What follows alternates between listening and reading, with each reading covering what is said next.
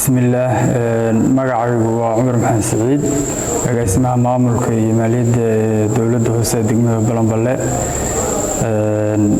waxaan rabaa xaggan inaan kula wadaago bulshada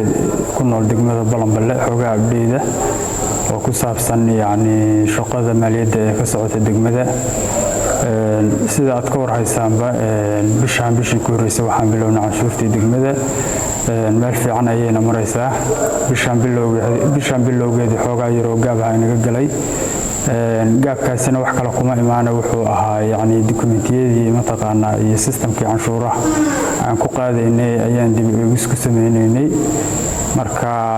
dib u eegistiina hadda waa soo dhammaatay insha Allah sida ugu dhaqsiyada badan ayay u bilaamaysaa canshuurtii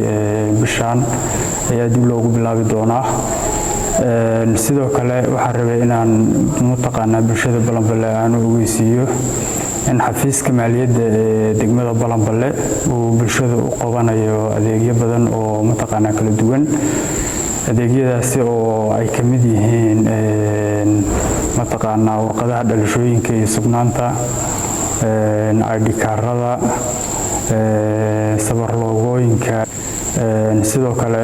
adeegyada aan u qabanayno degmada Balanballe dadweynaha ku nool waxaa ka mid ah shatiyada ganacsiga in mataqaanaa la siinayo tarismataalihii gaadiidka waxaan u jaraynaa tarismataalihii mataqaanaa ay ku mari lahaayeen ilaa Galmudug marka bulshada Balanballe waxaan ugu baaqaynaa in ay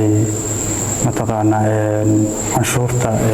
iyo maamulka maaliyadda iyo guud ahaan maamulkaba ay si fiican ula shaqeeyaan waa mahadsantihiin